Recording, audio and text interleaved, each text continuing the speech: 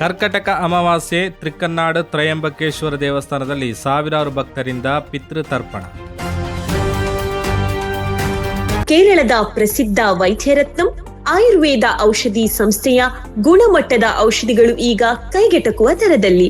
ವಿವಿಧ ಆರೋಗ್ಯ ಸಮಸ್ಯೆಗಳಿಗೆ ಅನುಭವಿ ವೈದ್ಯರಿಂದ ಚಿಕಿತ್ಸೆ ಮತ್ತು ಸಲಹೆ.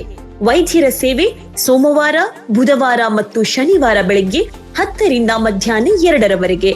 ವೈದ್ಯರತ್ನಂ ಆಯುರ್ವೇದ ಮೆಡಿಕಲ್ ಮತ್ತು ಕ್ಲಿನಿಕ್ ಮಂಜೇಶ್ವರ. ಕರೆ ಮಾಡಿ 9497431005.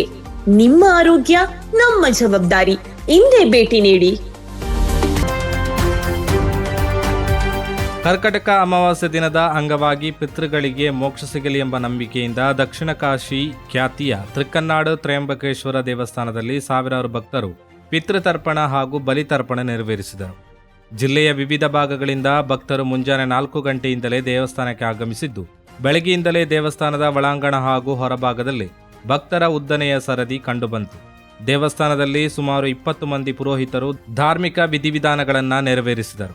ದೇವಸ್ಥಾನದ ದಕ್ಷಿಣ ಭಾಗದಲ್ಲಿ ಬಲಿತರ್ಪಣಕ್ಕಾಗಿ ವಿಶೇಷ ಬಲಿತಟ್ಟು ಹಾಗೂ ಪೆಂಡಾಲ್ಗಳನ್ನು ಸಿದ್ಧಪಡಿಸಲಾಗಿತ್ತು. ಸ್ಥಳ ಅವಕಾಶದ ಕೊರತೆಯಿಂದ ಸಮೀಪದ ದೇವಸ್ಥಾನದ ಅಗ್ರಶಾಲೆಯಲ್ಲೂ 5 ಪುರೋಹಿತರ ನೇತೃತ್ವದಲ್ಲಿ ಬಲಿತರ್ಪಣ ನೆರವೇರಿಸಲಾಯಿತು. ಬೆಳಿಗ್ಗೆ 5ರಿಂದ 8 ಗಂಟೆಯವರೆಗೆ ಕೌಂಟರ್ಗಳ ಮೂಲಕ ಬಲಿತರ್ಪಣ ಹಾಗೂ ಕಾಣಿಕೆ ಸಲ್ಲಿಕೆ ರಶೀದಿ ವಿತರಿಸಲಾಯಿತು. ದೇವಸ್ಥಾನದಿಂದ ಬೇಕಲ್ ಪೊಲೀಸ್ ಠಾಣೆವರೆಗೆ ಭಕ್ತರ ಉದ್ದನೆಯ ಸರದಿ ಕಂಡುಬಂತು.